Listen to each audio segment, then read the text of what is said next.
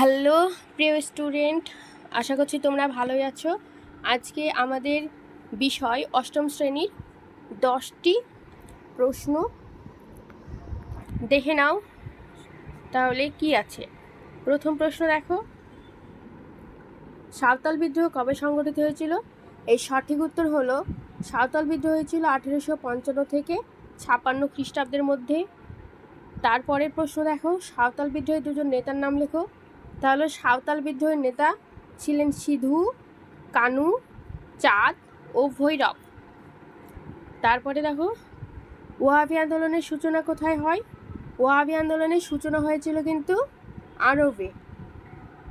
আব্দুল ওয়াহাব এর নেতৃত্বে ওয়াহাবি আন্দোলনের সূচনা হয়েছিল আরবে।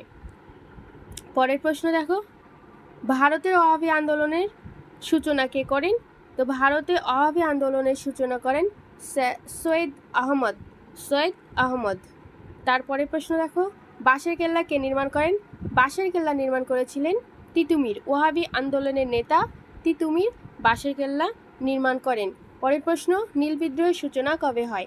নীল বিদ্রোহের সূচনা হয় 1859 সালে। নীল বিদ্রোহের সূচনা হয়েছিল 1859 সালে। পরের প্রশ্ন, নীলদর্পণ নাটক কে রচনা করেন? নীলদর্পণ নাটক রচনা করেন দীনবন্ধু মিত্র। নীলদর্পণ নাটক রচনা করেছিলেন দীনবন্ধু মিত্র। পরের প্রশ্ন দেখো, ফরাজি আন্দোলনের কে নেতৃত্ব দেন?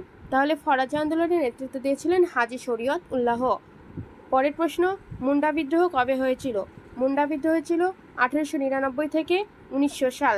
মুন্ডা বিদ্রোহ হয়েছিল 1899 থেকে 1900 খ্রিস্টাব্দের মধ্যে। পরের প্রশ্ন, মুন্ডা বিদ্রোহের নেতৃত্ব কে দেন?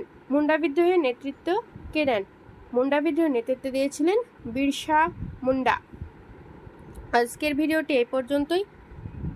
Thank you.